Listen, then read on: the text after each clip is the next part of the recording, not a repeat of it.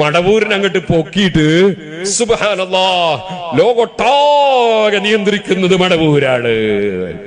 അപ്പൊ ആകാശവും ഭൂമിയും സൂര്യനും ചന്ദ്രനും ഒക്കെ മടവൂർ ഇങ്ങനെ നിയന്ത്രിക്കുക. മടവൂര് ജനിക്കുന്നതിന് മുമ്പ് തന്നെ ഇല്ല അതൊക്കെ. അപ്പോ ഈ മുജാഹിദിന് ചോദിക്കാനുള്ള അവസരം കൊടുക്കുകയാണ്. ഇത് മുജാഹിദ് തന്നെ ഉണ്ടാക്കുകയാണ് ഈ കക്ഷികളെ.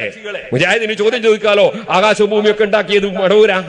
ആ മടവൂര് ഇതൊക്കെ നിയന്ത്രിക്കുകയാണെങ്കിൽ അപ്പൊ ലോകോട്ടാകെ നിയന്ത്രിക്കുന്നത് എന്ന് പറയാൻ പറ്റുമോ എന്ന് ചോദിക്കാനുള്ള അവസരം കൊടുക്കുക.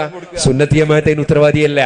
സുന്നത്ത് ജമാഅത്തിന്റെ അഖീദ പഠിപ്പിക്കുന്ന തഫ്താസാനിയുടെ സർഹുൽ മഖാസിദിലും ഇമാം റാസി റളിയല്ലാഹു അൻഹു തഫ്സീറിലും ഒക്കെ ലോകം മുഴുവൻ നിയന്ത്രിക്കുന്നവൻ അല്ലാഹുവാണെന്ന് വ്യക്തമായി രേഖപ്പെടുത്തിയിട്ടുണ്ട്. എ പി ഉസ്താദ് മുശ്രിക്കായി പോയില്ലേ ഈ ഗണത്തിൽ. മാത്രല്ല എ പി ഉസ്താദ് ഇപ്പൊ അസുഖമായി, കുറച്ചു കാലം അസുഖമായി, ഒന്നും കൊണ്ട് ശരിയായി. മർക്കസിൽ ആദ്യം പ്രസംഗിക്കുകയാണ്, ആദ്യത്തെ പ്രസംഗം.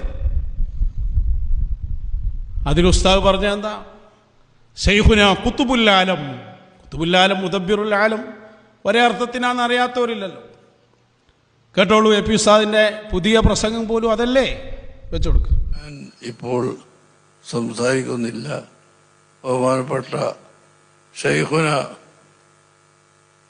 ഖുതുബുൽ ആലം CM അബൂബക്കർ മുഹമ്മദ് അബൂബക്കർ ഷെയ്ഖ് മടവൂർ ഷെയ്ഖ് നമ്മൾ ഈ ഇരിക്കുന്ന സ്ഥലത്ത് ഒരിക്കലും വന്ന് അവിടുത്തെ ഹയാത്ത് സുജൂദ് ചെയ്ത് ഇങ്ങനെ കുറച്ച് കല്ലെടുത്തിട്ട് അങ്ങോട്ട് പടിഞ്ഞാറ് ഭാഗത്തൊക്കെ എറിഞ്ഞു എന്നിട്ട് പറഞ്ഞു അതൊക്കെ നമുക്കുള്ളതാട്ടോ.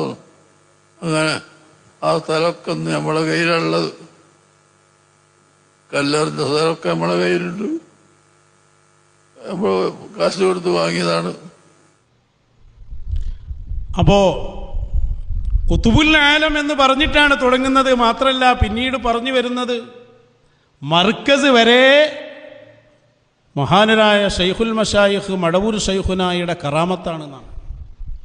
അപ്പൊ എ പി ഉസ്താദ് ഇപ്പോഴും ആ ഖുതുബുൽ ആലം മുദബ്ബിറുൽ ആലം പറഞ്ഞുകൊണ്ടിരിക്കുകയാണ്.